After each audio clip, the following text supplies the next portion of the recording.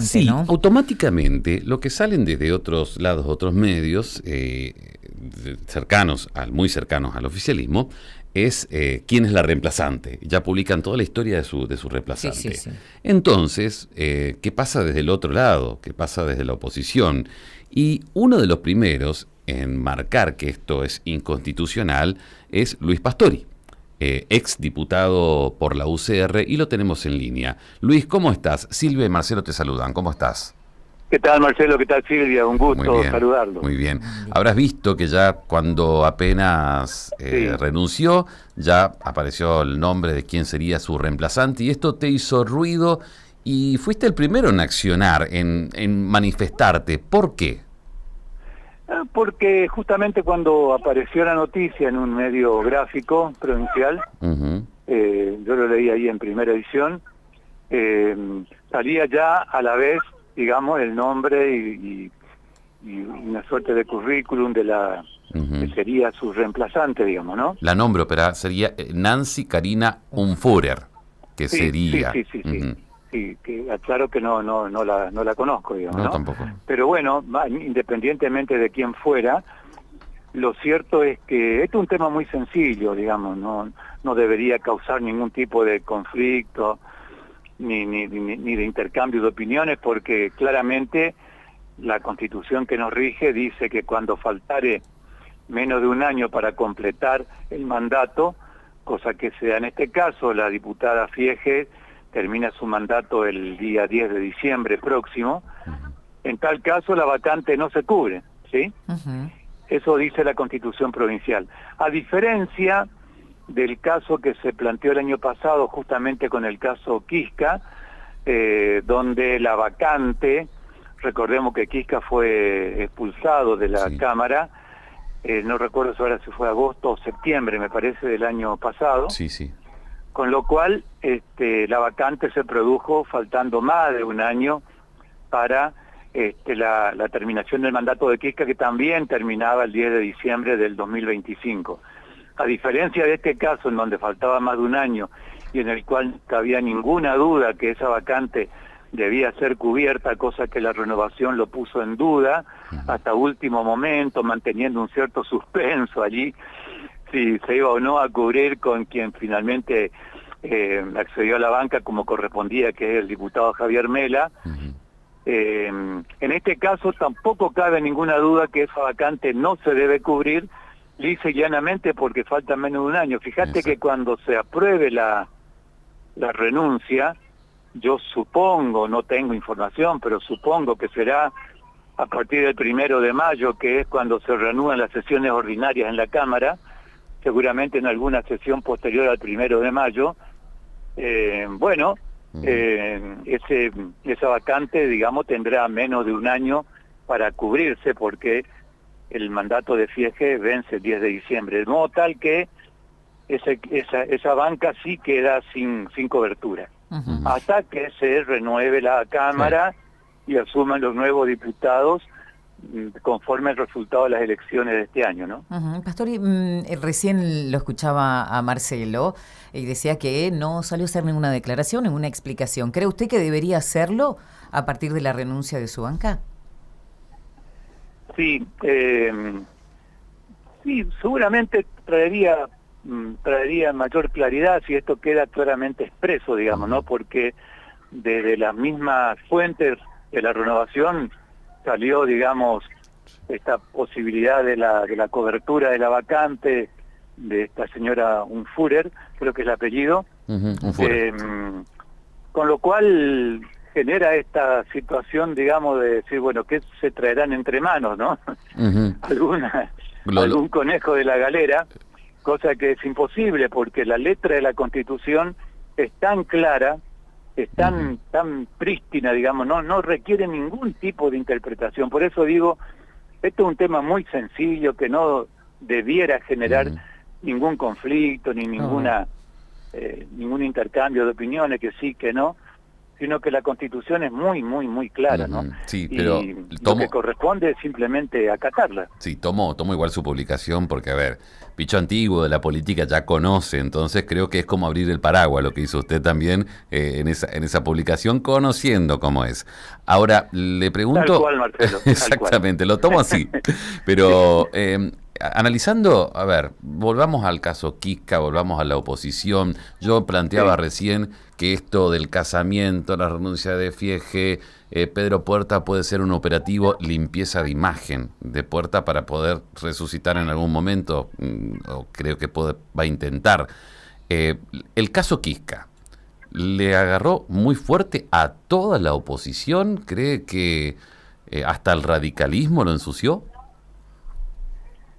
Un caso semejante, de semejante envergadura y por el contenido que ha tenido, más allá de la difusión periodística que se le dio, ¿no es cierto?, que ha sido muy, muy amplia. Más allá de eso, es un caso lo suficientemente grave como para realmente conmocionar a todos. Creo que esto va más allá de oficialismo y oposición, sino que toda la dirigencia política, creo, que debiera sentirse interpelada y ver de qué manera se mejoran la selección de candidatura al momento de presentar las listas, digamos, con candidatos, como es el caso que se avecina en corto plazo, y creo que interpela a toda la dirigencia política, ¿no? Sí. Pero claramente, al ser un dirigente surgido desde la oposición, que en su momento integró el Frente Juntos por el Cambio, claramente que repercutió de una manera muy, muy grande, ¿no? Sin ninguna duda. Sí. ¿Cree que habría que implementar ficha limpia a nivel provincial después de este hecho? Ya varias provincias lo tienen desde hace ya algún tiempo y otras que se van sumando. Yo en este momento me acuerdo del caso de Mendoza, por ejemplo, pero hay otras más que ya la tienen. Y creo que es imprescindible, no solamente a nivel provincial, sino a nivel nacional, porque ningún partido político o ningún frente, Marcelo, Silvia, están exentos de tener, no digo otro caso como este, pero sí de tener en algún caso algún candidato. Generalmente al candidato, ¿qué se le pide? A nivel nacional presenta certificado de antecedentes penales, con lo cual ahí ya por lo menos hay un cierto límite, digamos, que debe superar el candidato, pero a nivel provincial eso no se pide, por ejemplo, ¿no? Sí. Yo creo que una ley de ficha limpia estaría colaborando mucho en ese sentido. Ficha limpia y análisis psicológico, etcétera. Pasar por una serie de un proceso previo sería, algo así. Sí, y la responsabilidad de los partidos, ¿no? O de los frentes cuando nominan candidatos, que bueno, que tiene que ser ese el primer filtro, digamos, ¿no? Pero de todos modos nunca uno está exento, el hombre o la mujer, ¿no? Es un ser humano y siempre está... me acuerdo cuando yo era diputado nacional, estábamos en plena pandemia, sesionábamos a través en forma virtual. Yo estaba en mi casa sesionando una noche donde apareció un diputado de Unión por la Patria de la provincia de Salta en una actitud poco edificante. Me acuerdo. Se acordarán, ¿no? Sí, me acuerdo. Creo que Ameria era el apellido del diputado salteño. Estaba disfrutando. Y bueno, y esto por ejemplo... Esto es algo imposible de predecirlo con anticipación, porque uno cómo va a adivinar la conducta humana, es impredecible en qué momento se puede presentar. Pero bueno, ahí están, la Cámara de la Nación reaccionó muy rápidamente y lo que ocurrió fue que esa misma noche, esa madrugada, ya llegó la renuncia del diputado a su banca. Y bueno, son cosas que se presentan y que las instituciones, como en este caso la Cámara, tienen que estar preparadas para reaccionar de inmediato, como creo yo reaccionó, no a mi gusto, digamos, lo que tendría que haberse hecho es haber aceptado de inmediato la renuncia del diputado,